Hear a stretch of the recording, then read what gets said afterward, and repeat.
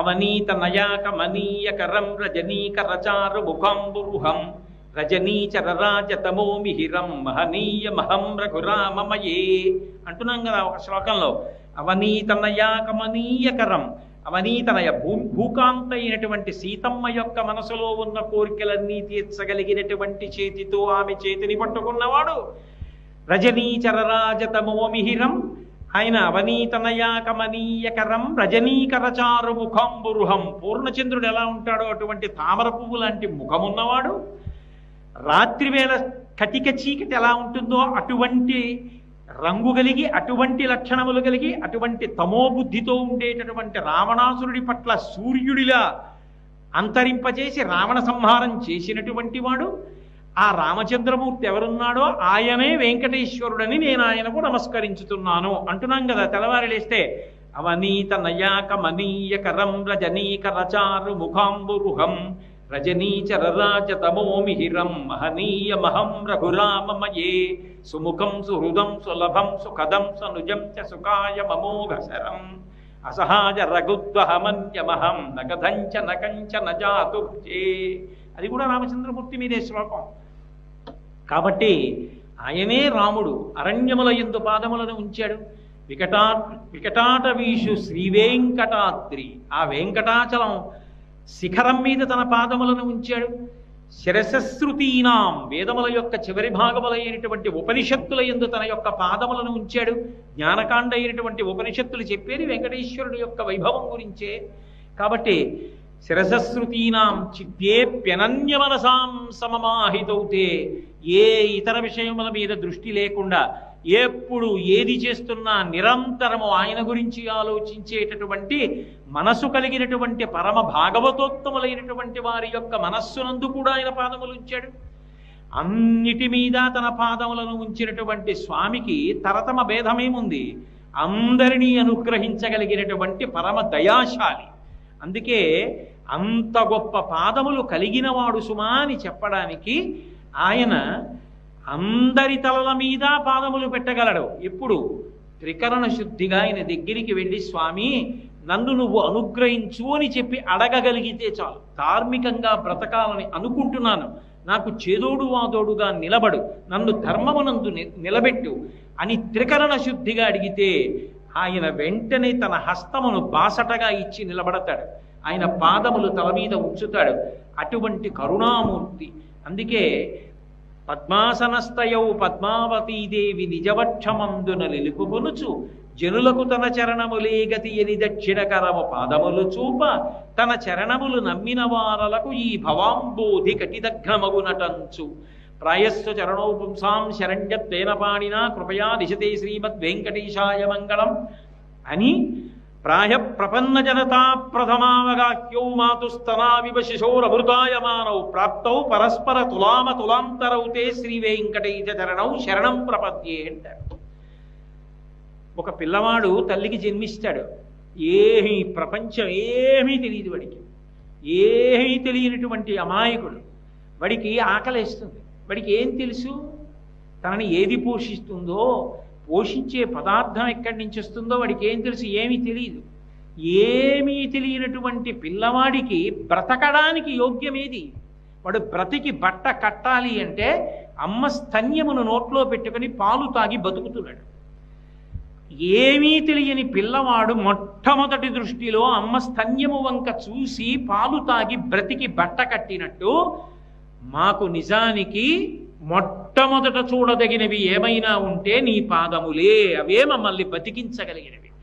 అమ్మ బ్రతుకిచ్చి బతికించింది, నీ పాదములు ఇక మళ్ళీ పుట్టవలసిన అవసరాన్ని తీసి బ్రతికిస్తాయి.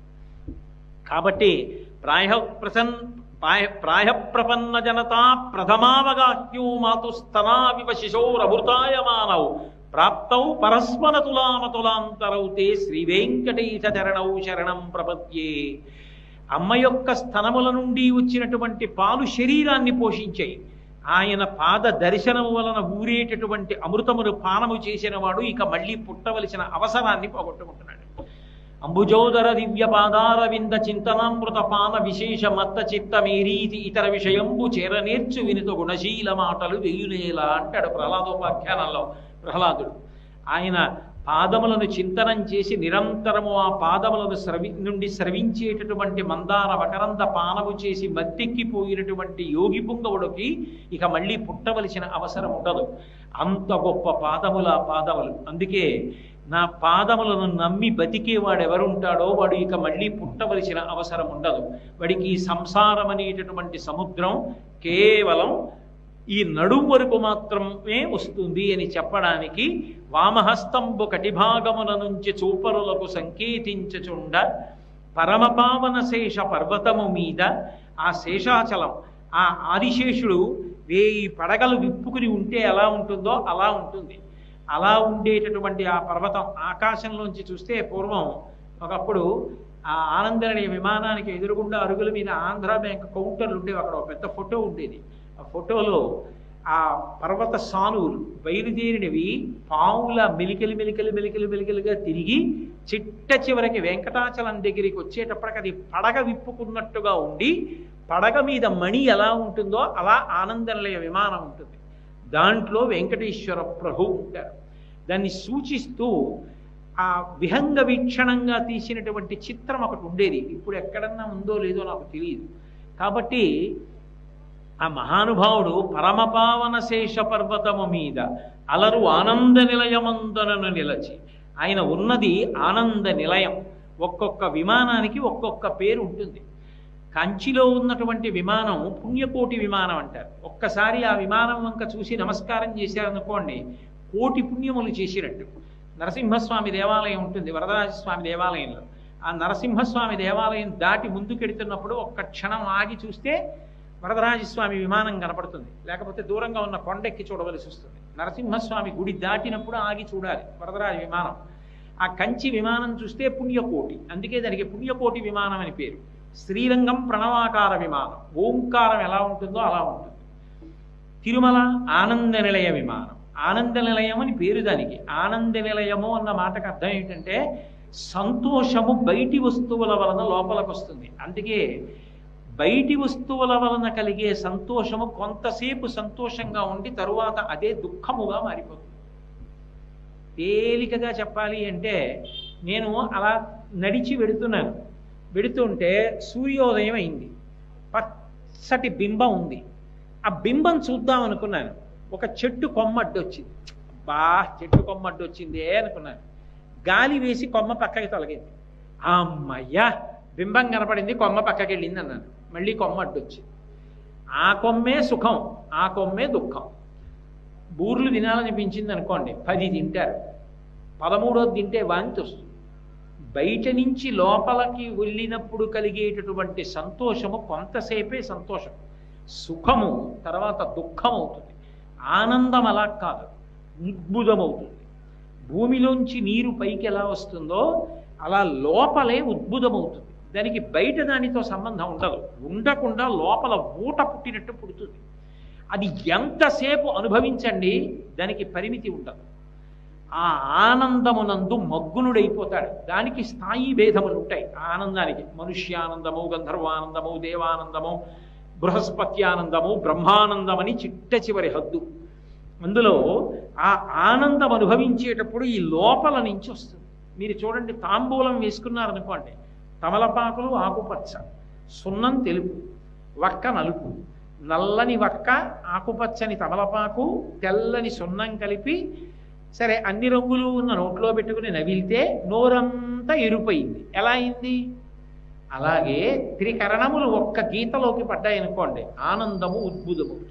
పైకి ఊట కింద పైకి తేలుతుంది ఆనందం. అందుకే ఆనందము బయట నుండి రాదు, లోపల నుంచి వస్తుందని చెప్పడానికే నరనారాయణులై శ్రీ మహావిష్ణువు తపస్సు చేస్తున్నప్పుడు ఇంద్రుడు ఆ అప్సరోగణాన్ని పంపించాడు.